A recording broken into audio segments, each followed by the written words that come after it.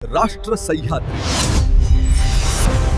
आवाज जनतेचा, प्रयत्न जनहिताचा। माऊलींच्या पैस खांबाच्या दर्शनासाठी लाखो भाविकांची गर्दी।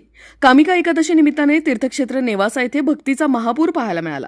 संत ज्ञानेश्वर माऊलींची कर्मभूमी असलेल्या नेवासा येथे लाखो भाविकांनी माऊलींचे मूर्तिमंत रूप मानल्या जाणाऱ्या पैस खांबाचे दर्शन घेतले।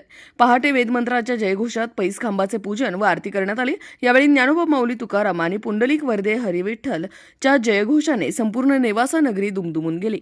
भाविकांच्या दर्शनासाठी सुमारे 1 किलोमीटर पर्यंत रांगा लागल्या होत्या। विविध संस्था आणि मंडळांच्या वतीने भाविकांसाठी मोफत साबुदाणा खिचडी, चहा, केळी आणि इतर खाद्यपदार्थांचे वाटप करण्यात आले। राहुरी, श्रीरामपूर, शेवगावसह परिसरातून शेकडो दिंड्यांनी नेवासा येथे हजेरी लावली। दरम्यान प्रशासन आणि पोलिसांच्या वतीने भाविकांच्या सुरक्षेसाठी चोख बंदोबस्त ठेवण्यात आला होता। माऊलींच्या दर्शनाने लाखो भाविक तृप्त झाले आणि संपूर्ण नेवासा नगरी भक्तिरसात न्हाऊन निघाली। श्री क्षेत्र नेवासा या ठिकाणी जो पैस खांब आहे, त्या पैस खांबाचं जे मंदिर आहे, संत श्रेष्ठ ज्ञानेश्वर महाराजांनी जगाला तत्वज्ञानाचा उपदेश ज्या ठिकाणाहून केला असं हे पवित्र मंदिर।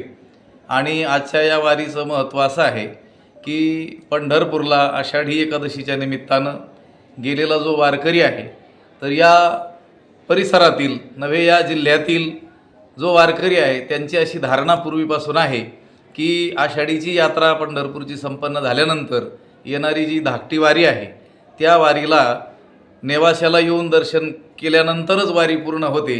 म्हणून सर्व वारकरी दिंडीच्या रूपामध्ये पायी चालत या ठिकाणी येतात। आत्ताच या ठिकाणचा अभिषेक पार पडलेला आहे।